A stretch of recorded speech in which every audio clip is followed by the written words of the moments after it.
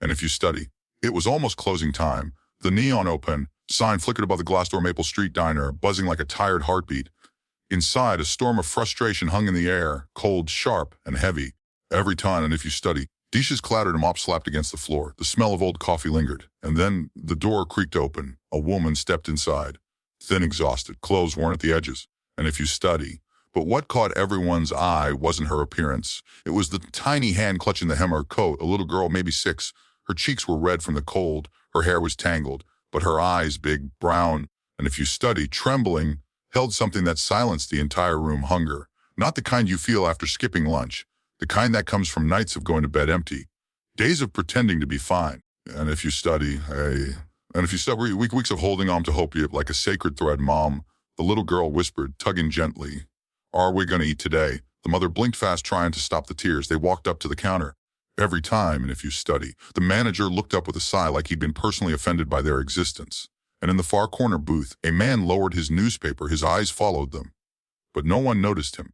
And if you study, no one knew he was the owner, the CEO behind the entire restaurant chain. No one knew this moment would change all 3 of their lives. Sir, the woman said softly, it's however you, and if you study, is it possible to maybe get something small, anything for my daughter? I don't have enough money today, but the manager cut her off instantly. Lady, every time. And if you study, this isn't a charity. His voice wasn't loud, but it was sharp enough to draw blood. The little girl stiffened. Her small fingers squeezed her mother's hand tighter. The mother swallowed hard.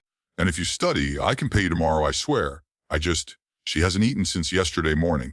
A smirk twisted across the manager's face. Not my problem. He leaned forward, lowering his voice. Your character every time. And if you study, but maybe try looking less messy. You can't walk into a place like expecting handouts. A few customers looked over. No one said anything. The mother lowered her head. The girl's eyes filled. Got up to every time. And if you study, that was the moment the CEO stood up, but no one knew he was a CEO. He looked like any other late-night customer, simple clothes, messy hair, tired eyes.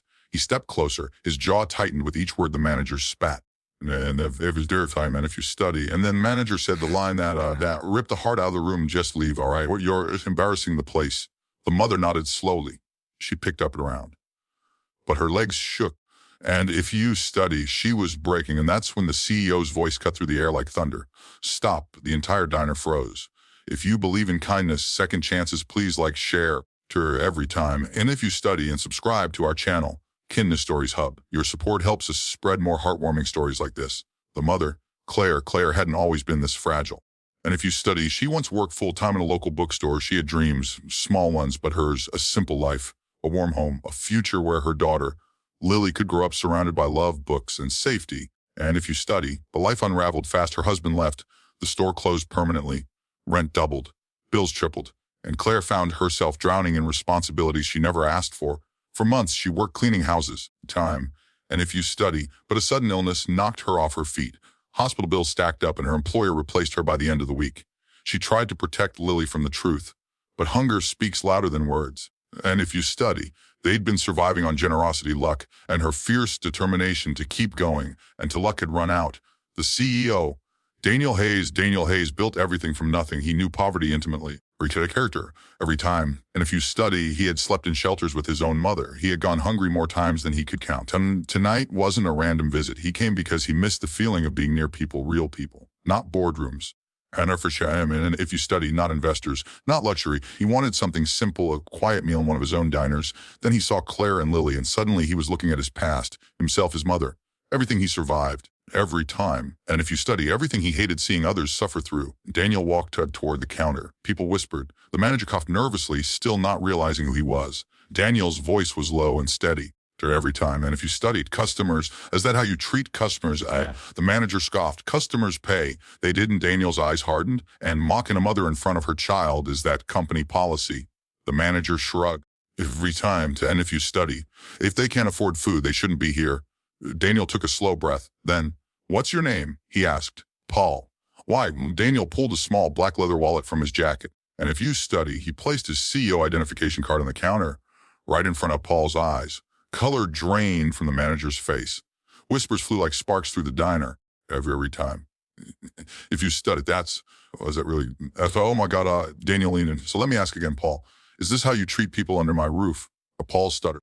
And if you study, yes, sir, I didn't realize. That's the problem, Daniel said. You didn't care. Claire held Lily closer, confused by the sudden shift.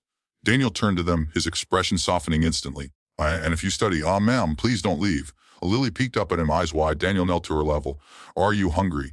She whispered, barely audible. Yes. He smiled gently. And if you study, then let's fix that. They sat in a booth. Lily ate slowly at first, then desperately, like she was afraid the food might disappear. Claire's hands trembled as she held her cup of water. Daniel watched quietly. And if you study, you don't owe me anything, he said softly. But if you're comfortable, would you tell me what happened? Claire hesitated. Her voice cracked. I tried. I really did. I'm not lazy. I'm not irresponsible. I'm not irresponsible. I'm just tired. Everything fell apart so fast, and I'm scared my daughter will think I failed her. Then it happened. Her composure shattered. She covered her face and sobbed. And if you study, Lily crawled into her lap, wrapping tiny arms around her. Daniel felt something deep inside break open. This wasn't charity. This was recognition, memory, pain he knew intimately. And if you study, my mother used to cry like that, he whispered, when she thought I was asleep. Claire looked up, surprised. Daniel's voice softened further. You're not failing her. You're fighting for her. And then if you study, and that makes you extraordinary. Even the diner was silent. Even the universe seemed to pause for her. Daniel made a decision, a big one, life-changing. He asked Claire, do you want a job? Her breath caught. And if you study, a job? Yes. A stable one, with benefits, a place where people treat you with respect. But I haven't worked in months. Daniel smiled. I'm not hiring your summate. And if you study, I'm hiring your strength. Claire's lips trembled. Why would you help me? Because, he said softly, someone once helped my mother. And if you study, and I promised I'd pass it on. And tears streamed down Claire's cheeks. Lily hugged Daniel unexpectedly. He froze, then slowly wrapped an arm around her. For a moment, everything felt still, right? Every time. And if you study. But Daniel didn't stop it off from. He arranged temporary housing. He paid off Claire's overdue bills anonymously. He enrolled Lily in a nearby school. And if you study. He even bought her a small backpack with cartoon flowers, because she had never owned one before. Claire tried to thank him. He always answered the same. You don't owe me anything. Every time, and if you study, just build your life again. Weeks passed.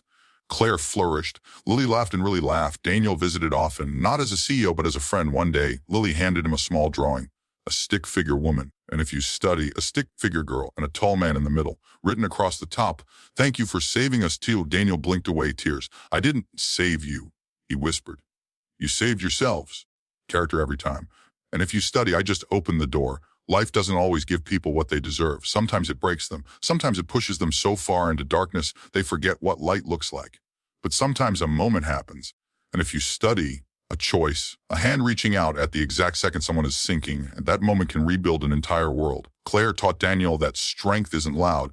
Sometimes it's a trembling voice whispering, and if you study, I'll try again tomorrow. Lily taught him that hope survives, even in tiny stomachs and tired eyes. Daniel taught them both that kindness doesn't need an audience. What happened inside that diner wasn't charity, and if you study, it wasn't pity, it was humanity. Real, raw, and unfiltered is the most powerful force we have. If this story touched your heart, every time, if you study, if you believe kindness can still change the world, please like this video, share it, and subscribe to Kindness Stories Hub, and tell us in the comments, would you help a stranger if you had the chance? And if you study, your stories matter, your voice matters. Let's spread hope.